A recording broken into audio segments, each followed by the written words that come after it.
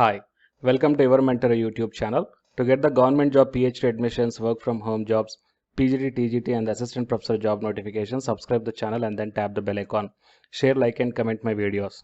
In this video, we are going to discuss about the draft of the University Grants Commission regarding the minimum standards and procedures for awarding of the PhD degree. So recently, after coming the new UGC chairman, Dr. Jagdish, so many modifications, okay, and so many amendments done to the minimum standards and the procedures of award of the PhD degree, as well as for the assistant professor or the professor category also. So out of this one, they released one draft in the University Grants Commission official website.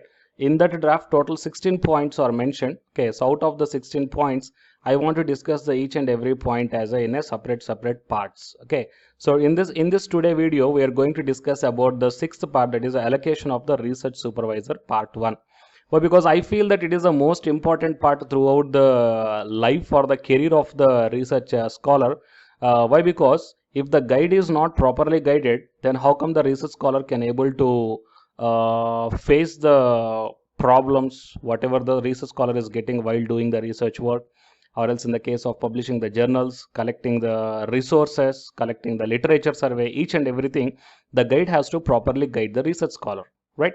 So but I personally feel that nowadays the 80 to 90% of the research scholars are facing this not support from the research supervisor, okay, as per my point of view. Why? Because so many research scholars are suffering a lot and they are feeling the PhD as a utmost burden to get out of the whatever the problems they are facing. Okay, so let's have a discuss on this one based upon the new minimum standards and the procedures of award of the PhD degree regulations 2022. Before going into the main content of this video, myself I am Ashwini Kumar, the Unacademy educator of Electronic Science as well as the General Paper 1. So the candidates who are preparing for the UGC NET Electronic Science for the Paper 1 as well as the Paper 2 for the next cycle, the new course I am going to start from Feb 9th onwards. So the interested candidates may take the subscription plan. So these are the different subscription plans are mentioned on the screen. And out of all these things, you may take any one of the subscription plan and use my referral code, that is ASWINIK, to get the 10% discount on any one of the subscription plan.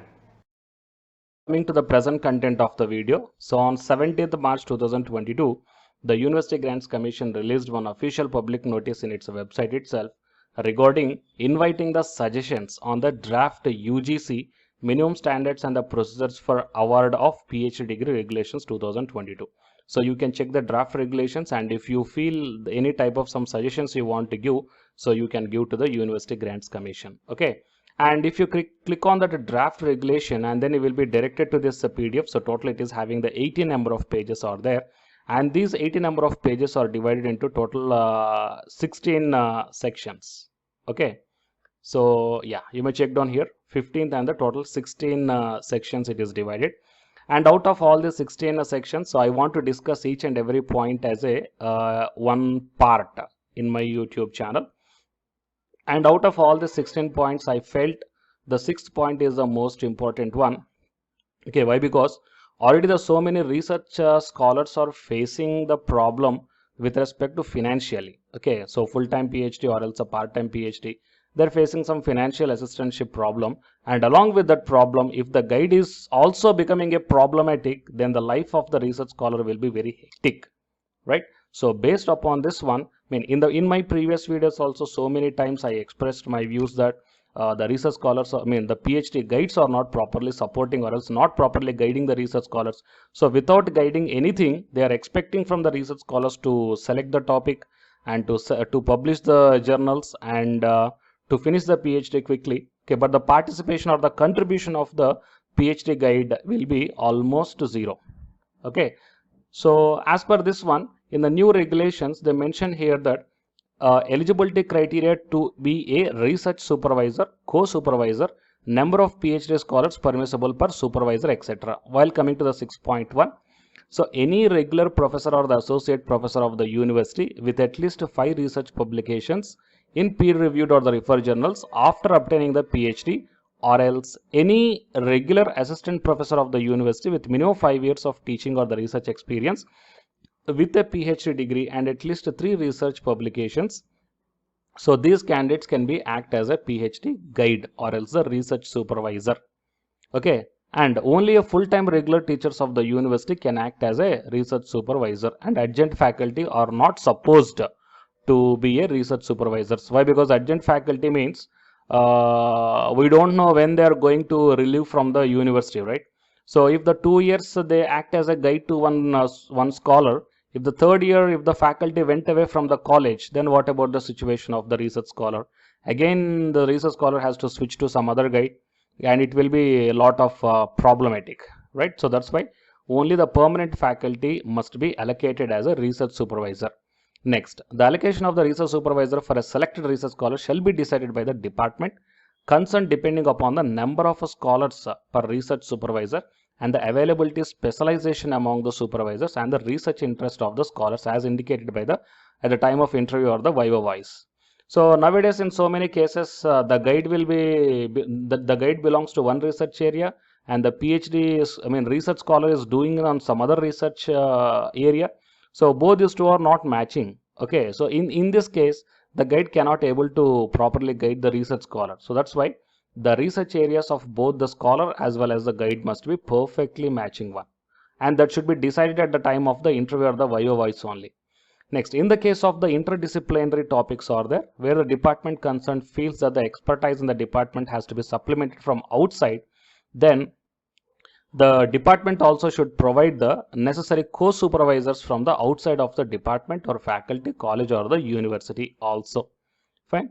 Next, a research supervisor or the co-supervisor who is professor cannot guide more than 8 PhD scholars, and associate professor cannot guide more than 6 PhD scholars, and assistant professor cannot guide more than the 4 PhD scholars. Okay, it is the 6.4th point. And the note, the research supervisor should declare the number of PhD scholars registered with him or periodically to the university or the college. He or she cannot increase the number by using the recognition from the multiple universities or the colleges. Okay.